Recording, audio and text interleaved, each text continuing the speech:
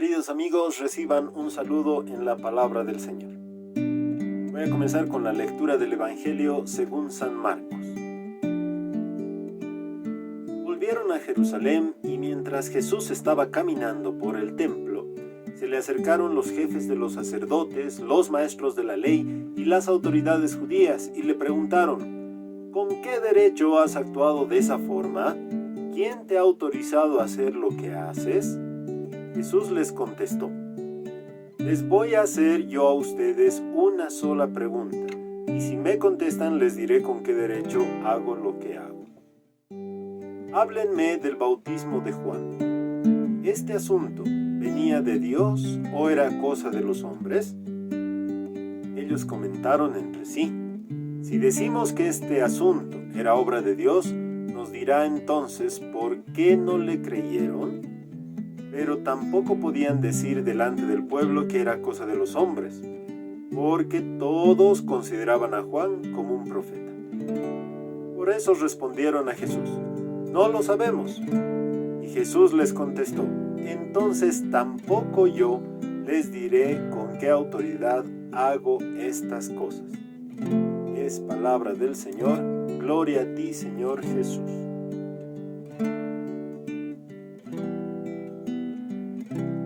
Amigos, hoy voy a hablar de la mejor respuesta. Bien, pero antes debemos conocer qué es la respuesta, qué es la palabra respuesta, qué significa. Bien, la respuesta no es otra cosa que una consecuencia. ¿A qué?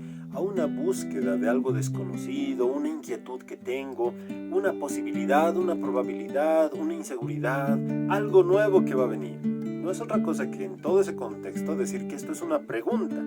Pero tal vez para entender mejor, entendamos que etimológicamente esta palabra nos puede dar dos significados interesantes. Pre, que significa antes, y cunctari, que significa dudas. Antes de dudar o antes de vacilar.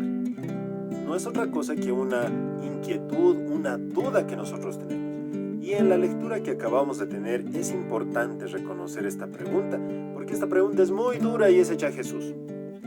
Le dicen: ¿con qué autoridad haces esto? Si nosotros recordamos de dónde viene esta palabra, decimos claramente que están cuestionando a Dios. Es dudar de Dios. Bien, eso lo hemos leído, pero actualmente sigue pasando. ¿Cuántas veces nosotros mismos somos los que dudamos de Él? Decimos: Señor, ¿por qué permites esto? Señor, ¿por qué esto? Señor, ¿por qué sufrimos? Señor, ¿por qué esto? Señor, ¿por qué? ¿Por qué? ¿Por qué? ¿Por qué? Y estamos llenos de estas dudas con Él. Pero Dios, en su infinita misericordia, nos responde. Tal vez la respuesta que buscamos no es la que Él nos va a dar. Pero sin duda, Él quiere que seamos autores de nuestra propia respuesta, que nosotros seamos los que lleguemos a esa conclusión. Entonces, como una respuesta, Él nos da una pregunta. Pero ojo, esta pregunta enfrenta dos puntos muy importantes que son tal vez los causantes de que estemos viviendo ese sufrimiento, esa pena, ese problema, esa consecuencia. ¿Cuáles son esos dos puntos? El primero dice: ¿por qué no creímos en Dios? ¿Por qué no creímos en Él? ¿Por qué no tuvimos fe? Y el otro es: ¿por qué creímos más en la gente? ¿Por qué nos ha importado el qué dirán? ¿Por qué?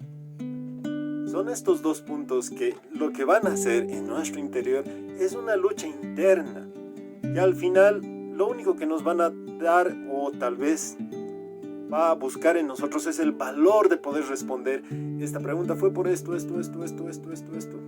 Pero muchas veces somos cobardes.